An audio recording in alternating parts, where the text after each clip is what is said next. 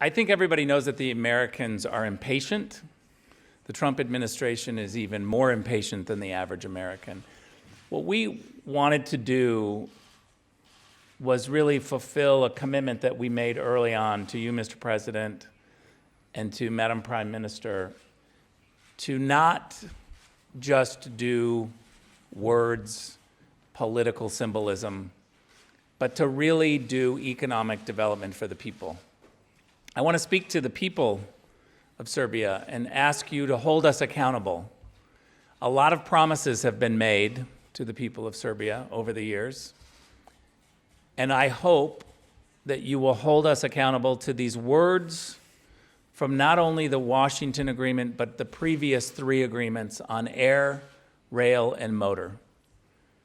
It's very important that we not just as government officials create commitments and words on paper. That's meaningless to the people who are trying to create lives for their children, for future generations. Symbolism is important, but it doesn't put food on the table. And what we want to be able to do in our relationship is take these commitments and transform them into actual jobs. So we ask the people of Serbia to hold us accountable to these commitments.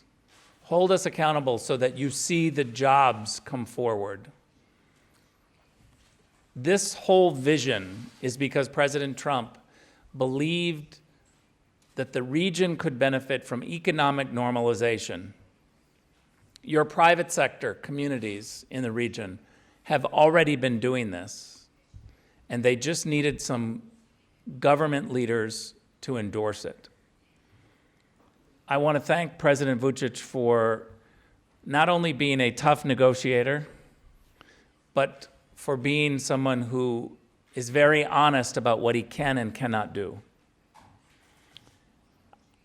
I have wrestled through a lot of issues with both sides.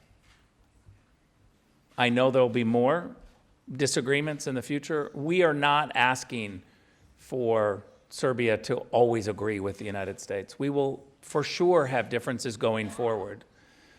But from the beginning, what I wanted to do is have a commitment of dialogue, of always hearing each other out.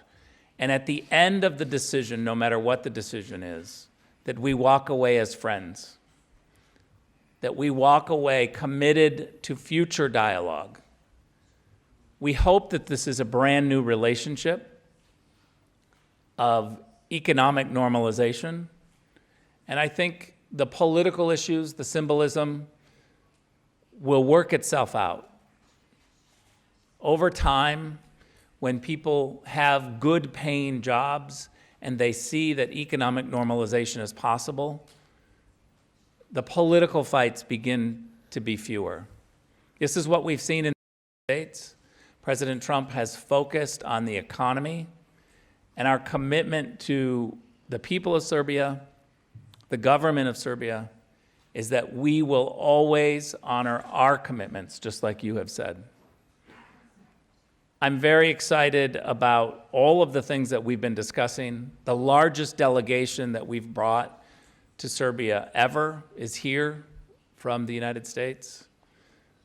We tried to do this the week after we signed to show our real commitment, but we are here within 2 weeks. We have other U.S. government agencies coming over the next 30 days. We will be here. John will be here.